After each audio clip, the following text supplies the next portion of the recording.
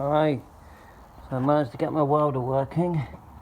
So I've done it and I've grinded it.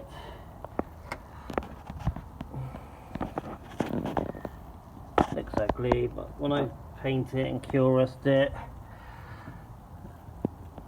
the most hassle was getting the blooming welder working.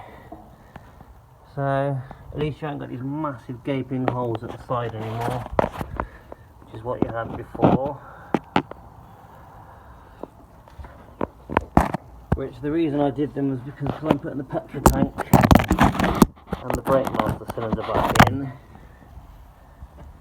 I thought, I've got to do it, otherwise I'm going to wish I did. Thanks a lot.